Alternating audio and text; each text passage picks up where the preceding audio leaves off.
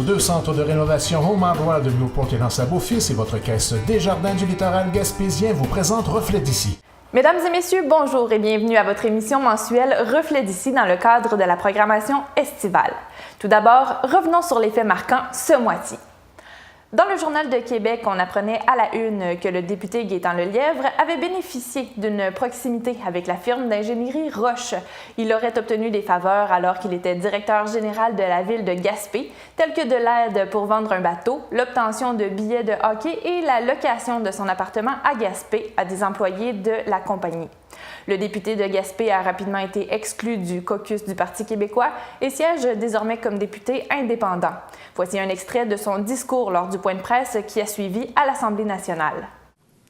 C'est pourquoi j'ai demandé à Gaétan de quitter aujourd'hui le caucus du Parti québécois jusqu'à nouvel ordre. Le temps de donner aux autorités compétentes le loisir d'effectuer toute éventuelle vérification si elles le jugent opportun et le temps nécessaire de voir si d'autres informations s'ajoutent au dossier. Gaétan. Bonjour. J'ai consacré ma vie et mon énergie au service des gens de la Gaspésie et des régions. À l'âge de 21 ans, j'ai débuté ma carrière comme directeur général d'une MRC et j'ai toujours attaché la plus haute importance à la défense des régions et des gens de mon coin de pays. Cependant, je me rends compte que je n'aurais jamais dû accepter certains avantages offerts, je dis bien offerts, à de nombreuses reprises, où j'ai décliné, mais à quelques reprises, certains avantages ont été acceptés.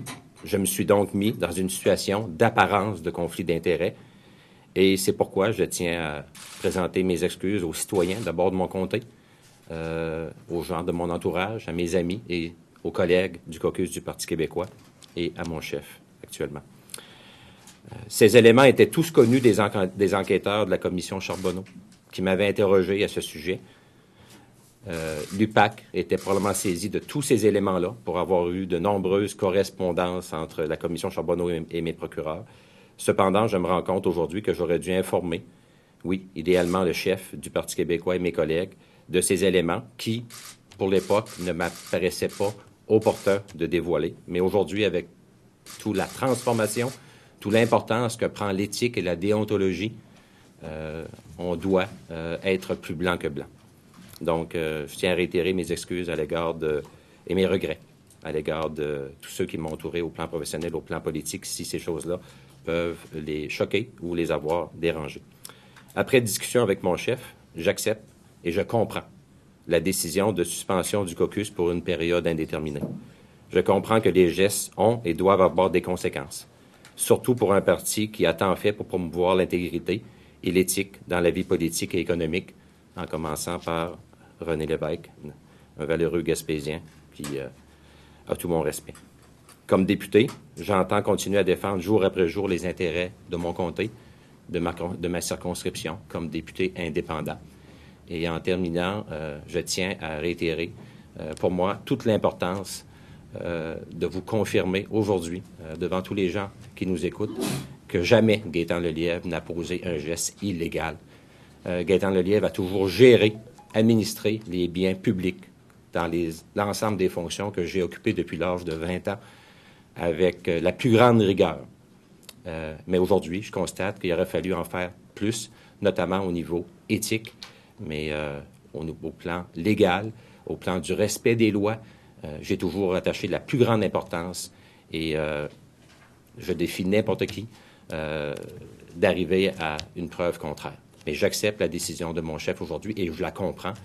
Et c'est avec beaucoup d'humilité que je me présente devant vous.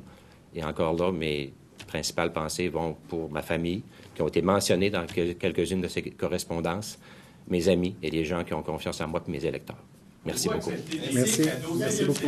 Lors de sa visite dans la région au début mai, le premier ministre Philippe Couillard annonçait 100 millions pour réhabiliter progressivement le rail en Gaspésie. Dans le Journal de l'Est, on peut lire que le directeur de la compagnie LM Wind Power, située à Gaspé, est soulagé de voir que le chemin de fer pourra supporter la croissance de son entreprise. Dans le Journal Le Havre, le président de la Société de chemin de fer de la Gaspésie, Éric Dubé, estime que cette annonce est l'aboutissement de 2 ans de travail pour ramener les services ferroviaires à Gaspé.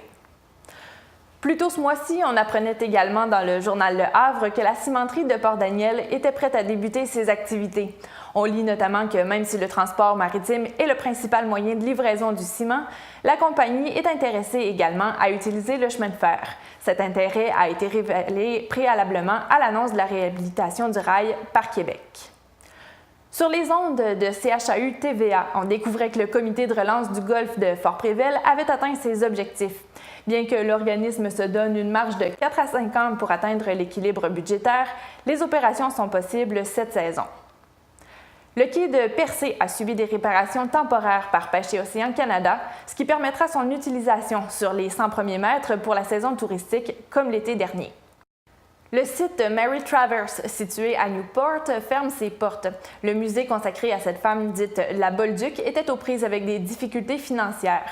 Dans un article de Radio-Canada, on peut lire que la situation financière difficile de l'organisme ne lui permet pas de réparer adéquatement le bâtiment endommagé par les tempêtes hivernales et de poursuivre ses activités. Parallèlement à cette nouvelle, on apprenait dans le journal Le Havre que le bourg de Pabot verrait son bâtiment rénové. L'objectif de ces rénovations de plus de 100 000 $ est de préserver le mobilier servant à l'interprétation muséale. Plus tôt ce mois-ci, la microdistillerie La Société secrète de Percé a remporté un prix dans le cadre du 19e défi Ose entreprendre dans la catégorie création d'entreprises bioalimentaires. On peut lire dans le journal Le Havre également qu'on y trouvera des spiritueux 100% québécois, du grain à la bouteille. Les jeunes de l'équipe de l'École secondaire du Littoral ont remporté la première place dans le cadre du grand défi Pierre Lavoie. Voici quelques images et témoignages captés par Jean-Denis Laperrière lors de leur arrivée à Grande-Rivière. On s'entraîne pendant 6 mois. Donc, si on veut arriver à réussir le défi, il faut bien manger évidemment pour avoir de l'énergie quand on fait nos entraînements. On a des entraînements qui sont extrêmement difficiles. Des fois, c'est plus facile. Fait qu'ils apprennent à gérer comme ça. Ils apprennent aussi à gérer avec les études parce qu'on a des entraînements 3 fois par semaine, plus leurs courses de fin de semaine. Fait que c'est un petit peu l'ensemble, de travailler sur les saines habitudes de vie, gérer le stress aussi, parce que c'est quand même un événement qui est stressant. Fait qu'on les prépare mentalement à ça aussi. Fait que en premier, c'est vraiment d'avoir des saines habitudes de vie.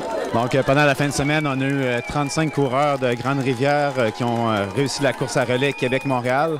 On a fait près de 280 km de course à pied. Et puis, nos jeunes se sont surpassés, ont tout le temps travaillé fort jusqu'à la fin pour arriver dans les premières écoles.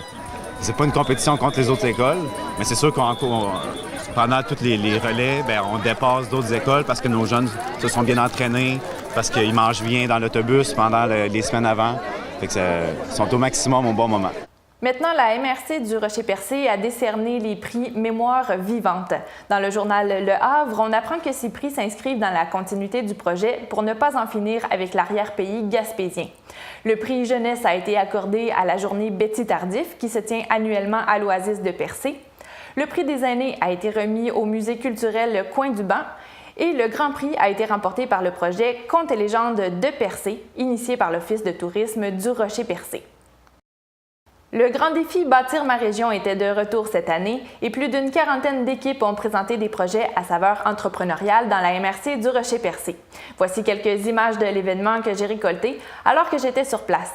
Notons que l'événement permet à de nombreuses équipes de recevoir un financement de 250 à 1500 $ pour mener à bien leurs idées créatives. Et en terminant, les pêcheurs de homards ont pris la mer le 30 avril dernier. C'est sur une note positive quant au potentiel de capture que la saison s'est amorcée. Dans un reportage que j'ai produit pour le Journal de l'Est, on apprend que depuis 2010, les mesures de conservation pour protéger le homard ont permis de faire augmenter la ressource. Les pêcheurs récoltaient à l'époque environ 10 000 livres de homards par année, alors qu'ils sont capables d'en pêcher 25 000 actuellement.